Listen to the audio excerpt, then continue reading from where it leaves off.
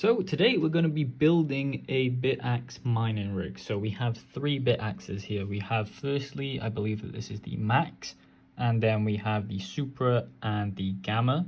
So this one does 450 gigahash, this one about 700, and this one is about 1 terahash.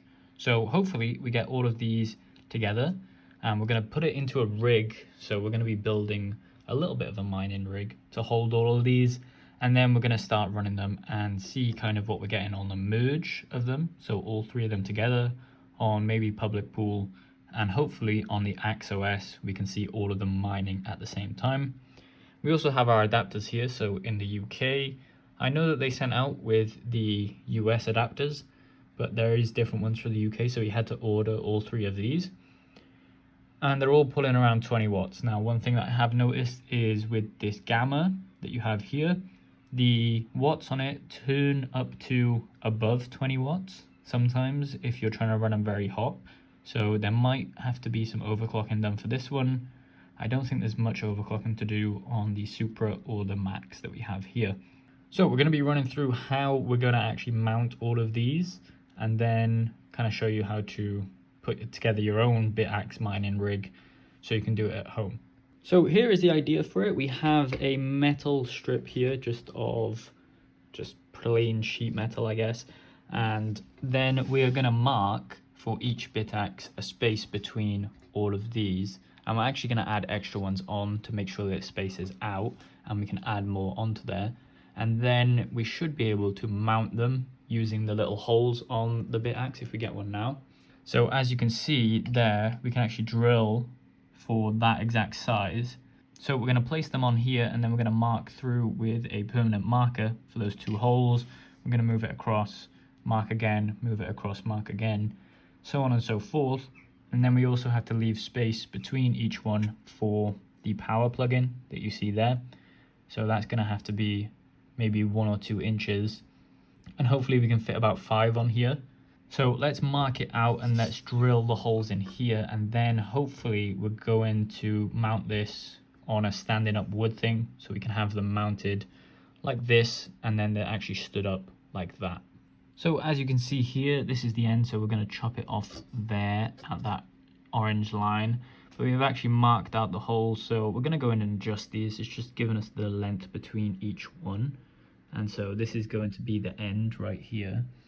And the power supply is going to be here and then between the gaps. So if we zoom out there, you can kind of see where they're going to be placed. So after cutting all of this, so we've cut from here to here, so it's a lot shorter now, and we drilled the holes. So we have one. I know I was going to say for more than 3, but I just felt like we needed a little more space for the power adapter, and then it was going to be too big after that. But hopefully in the future we can create a bigger one than what we're seeing here. So we've cut off the edge, kind of filed that out, drilled the little holes here, and hopefully it should line up if we get a Bitaxe here. And we can try see. So we have one hole there and one hole there. I can't get it to actually stabilize right here. So they're a bit out on one of them, which is not good, but I'm sure we can make it work with a little bit of adjusting, because they don't have to be perfect. This one is a little bit better, and the same goes, if I can actually display that, same goes for these ones here. So we're going to be doing some little adjustments. This one is a little bit too short, I believe, but these two should be fine. And also it's not going to be perfect to actually put them through, because there are things on the back which are going to actually stop it. So you see the pins there, it doesn't have to be necessarily perfect when you're actually screwing it in. But we'll actually get this mounted now. We're just going to put it on like a wooden mount or something like that. We're going to drill 2 holes here and here, and then mount that to the back, and hopefully we should have, you know, all the holes ready, and we can actually just find some bolts and put it through, and then we can add the power supplies and get it onto actually running up onto the same wallet address. So we have these very little nuts and bolts that we have here. So we've got 6 of them, obviously, because there's 6 things. We're not mounting the bottom part, we're only mounting the top 2.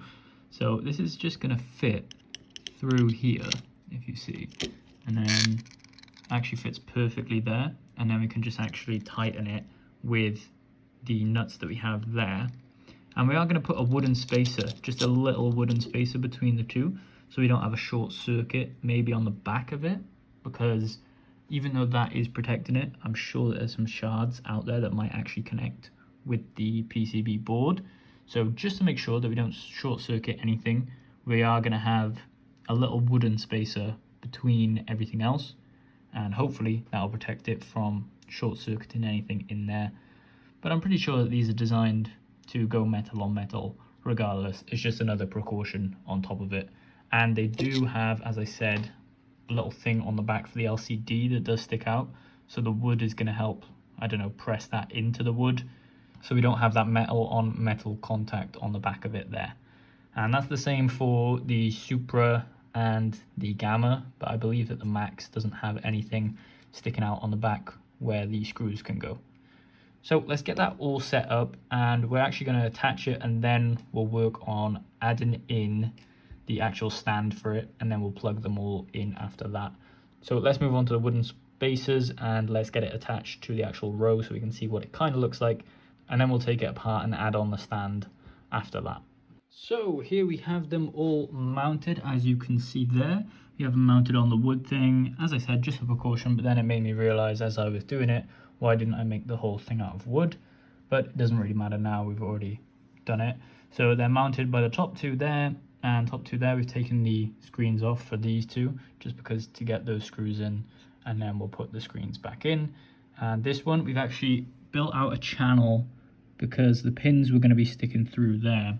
So we've just dug that channel out with a file, and now it actually fits perfectly. So we can actually turn this over, and you can see there, it's all bolted into the back. And all we need to do now is create like a stand for it. So we can turn this over here, and you can see we're going to put the power here, here, and here on the end. And I'm thinking that we make something with a weight, so it comes down here, and then it's weighted on the bottom so it doesn't fall over, and it will kind of be like free hanging there without something on this side, and hopefully that works out. So we're going to be working on that. I'm going to put the screens back on, but first I want to kind of do a test run and turn them all on at the same time, get the wire in proper, because we need to figure out how we're going to wire that in for each one of them, and then have it underneath so it doesn't fall over and doesn't pull any of this over. So we'll work through that, but probably come back with this added on to here, something coming down here and then across, and then the wiring, and then we'll chuck it up onto the computer so we can see everything else, and hopefully they all turn on and connect, and we can go from there. So it's a bit of a new change to what I was thinking, because I'm not going to make this mount because I want to be able to move it around places and clamp it onto different things. So we're actually just going to mount this and clamp it all the way up to this. So we have our computer here. This is just our kind of recording rig that we put all of our stuff through and we mess around with. So it's kind of a mess here, and I'm going to sort it out at some point, but we're going to actually clamp it onto this and have it hanging off the edge here. So if I bring it out, we're going to have it clamped on the edge there, and it's going to actually be sticking out, and then it's all going to feed back into a power cable there, which is going to attach to these. So there we have them all running. I believe that they're actually accepting shares, but we'll go onto the computer in a minute and actually see them. This one's obviously, so we have, what is this, the Gamma, and then the Supra, and then the Max version. As you can see, all powered in, like I said, and back into the wall over there. So this is what it looks like overall. It's clamped in. We can make that a little bit nicer, but right now this is kind of what it looks like, and hopefully we can do some editing to this over time and make it look a little better. But let's jump over to the computer and see how much hash rate we're getting for all of these put together. So we're back onto the computer now, and obviously you've just seen all the footage from actually making the whole setup.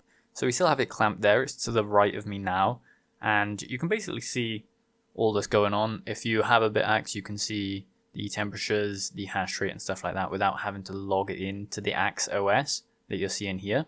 but I've had to load them all up, and then we're going to put them together in a swarm. So this swarm feature allows you to actually search for your other Bitaxes and add them in. And currently we're on the BM1366, which I believe is the max, so board version 204. And we're getting around hash rate 414. There might be a little bit of differential between that. And we've got it mined into public pool. And then right here we have the Supra, I believe. And we've got this mine into public pool obviously as well. So the AxOS, I don't know why this doesn't update to look like this one.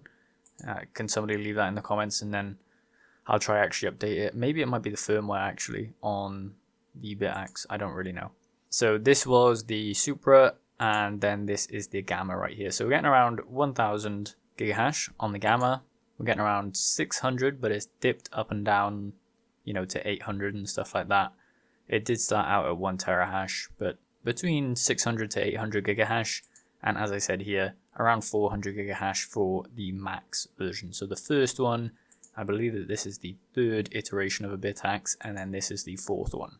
So this has S19 J Pro, this has S19 I think, and this one has S21 Pro chips in it. So you can see you can get up to wild swings here, so 1.2 gigahash all the way down to 700 gigahash, but it goes in between there. And then we've all got them loaded on the public pool here. If we refresh, it should show 204, 400, 601. So I've just named them on the board numbers that they have. And over the past 6 hours, you can see average hash rate is around 2 to 2.2. So what's really good about public pool, they just updated this a couple months ago. They actually put the years here. So how many years it would take to find a block. So right now it's saying if we mined constantly, on average, you'd find a block every 6,800 years. Obviously, if we have double the amount of hash rate here, so if we had 4 terahash, that would decrease it by half. So we're looking at around 3,400 years, and so on and so forth. So even with, if you wanted to load up maybe an ASIC miner onto here with 100 terahash or 200 terahash, it'd probably be around 68 years to find a block with 200 terahash. Obviously these are kind of lucky miners and you are kind of playing the lottery. We obviously have other ASICs that are actually mining for profitability, but these are just a cool little bit of hardware that you can use to maybe have the chance of hitting a Bitcoin block. So it's only been running for about 2 hours overall, and we're just going to let this run. You can actually check it out on public pool if you want. I believe that the address is somewhere here. So that's the Bitcoin address there if you want to go in there and basically look at kind of what hash rate we're having. But let's go on to the swarm feature. So we're just going to take the address of the other 2 miners. So if we click here and we take out this, I believe, and this, and then we click add, that should add it onto here at some point. Refresh maybe. So currently we're just getting errors on this. I don't actually know how to set it up, maybe because they're not all on the same version. You can see there, this one's 222 and this one's 218. It might have to be updated for all of them. Weirdly enough, I can get the Gamma, which is here, to show on, what's this one, the Supra in the swarm. I can't get any of them to show on this swarm, but then on the Max I can see all of them here. So it might actually need an updated version, because you can see these versions are 2.07.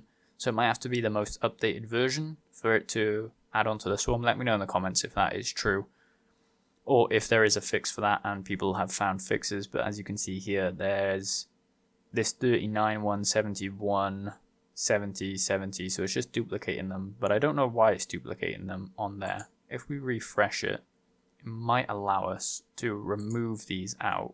So after doing that and removing them, I don't think it's showing up anymore if we add that in. So that's our Bitaxe that we're mining on currently, so the Max, and then we need the 7.1 version as well. So this is going to be 7.1, add that. But I don't know why it swarms all of these once you add the 7.1, unless this is already swarmed on top, so it adds quadruple the amount of stuff on there. Anyway, if you have a fix for that, let me know in the comments. But we can see we're getting around 2 terahash from this whole thing. We could do some overclocking with it. and hoping to get more Bitaxes, maybe some other type of miners, solo miners that we can connect into public pool as well and build up a little bit of hash rate. Obviously we are taking a risk and it is kind of just doing the lottery, but you only get one chance at the lottery, and right here you get, you know, 1 million chances every whatever, depending on how much difficulty you're submitting or how much hash rate you have. So yeah, I hope you enjoyed the kind of DIY aspects of it. Let me know in the comments if you want kind of more videos like that for mining rigs, DIY stuff to do with mining, maybe some ASIC mining repairs or immersion heating, stuff like that. Because I did think we should do a Bitaxe immersion heating build. So I have seen this floating around where it's a Bitaxe encapsulated kind of in this tank with immersion cooling oil, and then it runs down to a radiator with a fan on it and then puts it back through. I have seen different iterations of this and I think they're actually selling them, but I'd like to do kind of my own one that we can DIY so that people don't have to necessarily buy it if they have all the parts around. So let me know in the comments if you want to see that as well, and let me know any other ideas that you have for stuff to do with the Bitaxe. Maybe we'll put it onto Bitcoin Cash or some other SHA-256 algorithms and try hit blocks on there. Make sure you like the video and subscribe for more content like this.